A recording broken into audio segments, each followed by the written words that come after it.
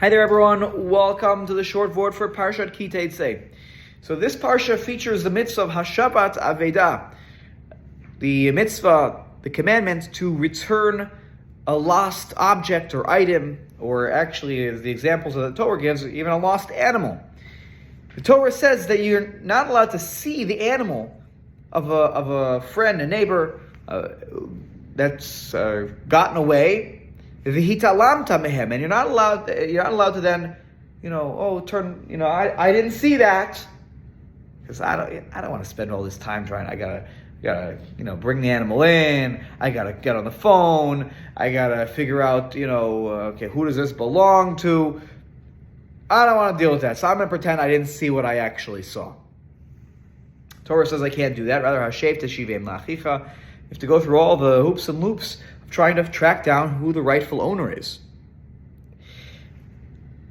And it's a beautiful mitzvah. It talks about, of course, the importance of helping others, of going out of our way to think about others. But I want to add one more piece here, because we hopefully we are familiar with the mitzvah Shabbat Aveda.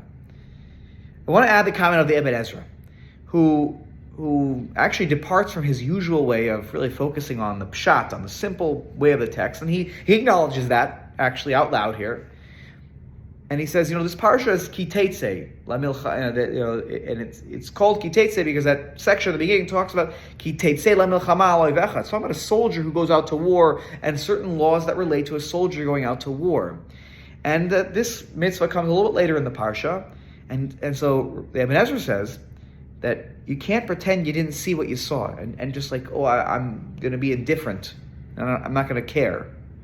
Afilu ata yotzei lemilchama. Even if, he says, this is the reason this is in Parshat Ki Tetze is because it's here to teach us that even if you're going out to war and you see something where you can help return a lost object, you have to do that.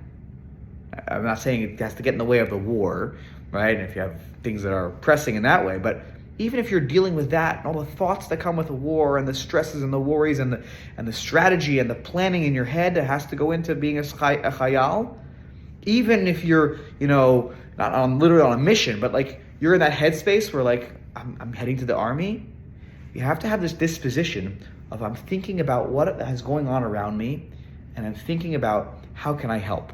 Again, I don't think this is talking about like a soldier who's in combat, a different situation. And Ibn Ezra says derech drash. This is like a nice expounding. It's not the simple way to look at this verse, but it's such a profound teaching, because even if we're not chayalim, we're not soldiers, and there are many maybe who are listening to this who are soldiers, but even those who are dealing with other stresses in life, where our head is in different spaces from work, from family, whatever is going on in our lives, our busy lives, we have to have the disposition of noticing what's going on around us. It is truly important.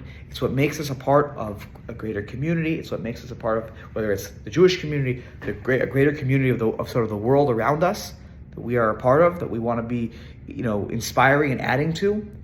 We have to have that disposition. Thinking about what am I seeing around me? How can I make a difference here? Bezrat Hashem, we should all have our head on, looking around, seeing the world around us, and seeing where we can make an impact, whether it's returning a lost object or in other areas where society, or the Jewish community, society at large around us needs our help to step up. Shabbat Shalom, everyone.